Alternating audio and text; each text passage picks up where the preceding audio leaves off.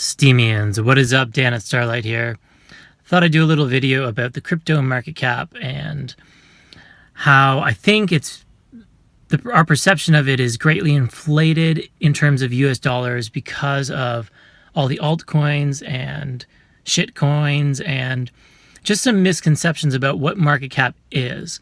So I'm not an expert. I might actually be wrong about all this stuff. It's just sort of how I see it, because I feel like there's a bunch of people sort of talking about this in sort of weird terms that are misleading. But for instance, I hear a lot of YouTubers saying the crypto market cap just increased by $10 billion. $10 billion of fiat money just came into crypto, which doesn't make any sense to me because I don't see how those two are related. I mean, they're related a bit, right?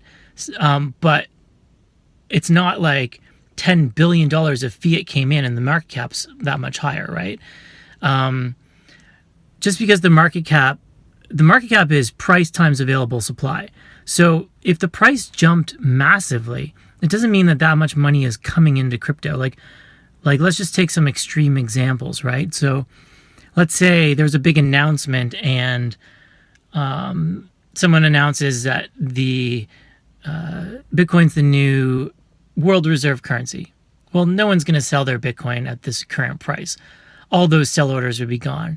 People would be like, what can I get for this now? I'm going to put a sell order for $100,000. So the next sale of a Bitcoin would be at $100,000. And maybe they just sell one Bitcoin at that price. Well, so the price just jumped without any trades from the current price to $100,000 a Bitcoin, which would mean the market cap would be in the trillions, right? Because market cap is just the price times available supply. So even though the market cap jumped like so much money, really only $100,000 came in, right? And even come in is a weird idea. The idea that money's coming in. It's like money's not coming in. Like there's still the exact same amount of Bitcoin and the exact same amount of US dollars. It's just that their value in comparison to each other changes. So you have an exchange with X amount of US dollars and X amount of Bitcoin. Doesn't matter how much trading takes place. There's still the same amount of Bitcoin and the same amount of dollars on that exchange. It's just that the value between them changes. So this whole coming in, coming out, I think is a very confusing way to describe market cap. Market cap is mostly just helpful because it keeps you from getting stuck on the price, right?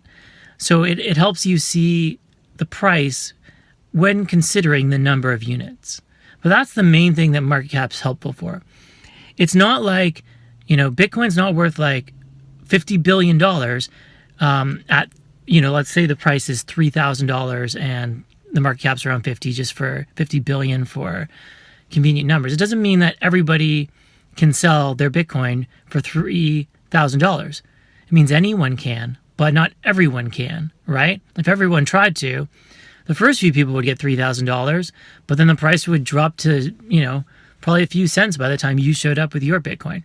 So it's not that $50 billion would run out of crypto, right? Just, a few $1 billion could crash the whole market cap. And then we see, like, if you go to coinmarketcap.com, you can see the total crypto market right now is at about $100 billion. And the funny thing about that is, so that's in terms of US dollars, right? But you have to think that there's like 700 shit coins on coinmarketcap.com that probably barely get traded. And you can only trade in and out of them via Bitcoin. So here's the thing. They act kind of like a derivative of Bitcoin because you can't exchange them directly for US dollars. So let's say that there's no trades going on between Bitcoin and shitcoin number one. No trades. But during that time, Bitcoin goes up 20%. Well, given that there's no trades and the price has stayed the same between Bitcoin and that shitcoin now has also gone up 20% in terms of US dollars. Not in terms of Bitcoin, it stayed the same. But it it comes up with Bitcoin, which means its market cap is also now way more, even though nobody's bought it, right? So when you times that by, 600, alt slash shit coins, you have all of their market caps raising with Bitcoin. Now, not exactly the same, because there's probably some trading going on. I'm just trying to show you it in sort of a vacuum, the effect that this can have. So a big move in Bitcoin can literally drag a huge amount of shitcoin market caps up quite drastically.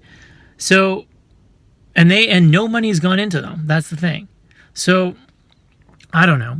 I just think that, don't get me wrong, I don't think this is bad. Like, I'd be a little bit more worried if there was literally $10 billion going in and out of crypto in a week. But I really don't think that's even close. I think it's much, much less than that.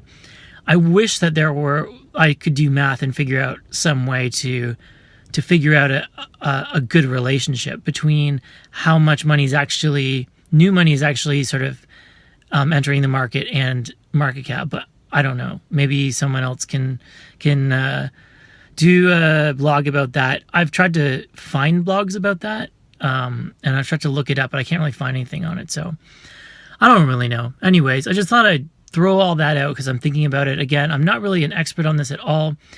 This might be the stupidest video I've ever done because I might be missing something, but that's just sort of how I see some of the things surrounding the crypto market cap that aren't really being talked about. So, and again, I'm super bullish on crypto. I mean, whether we're in a little bubble or a big bubble or headed for a big bubble or whatever, it doesn't really matter to me. It's like, this is the future. So, but it's like, let's see these things for what they are. And if much less money is coming into crypto than we think, that's still kind of a good thing in my opinion. It's like, it means that we've still got a lot further to go. But anyways, again, don't know what I'm talking about. Dan at Starlight, peace out.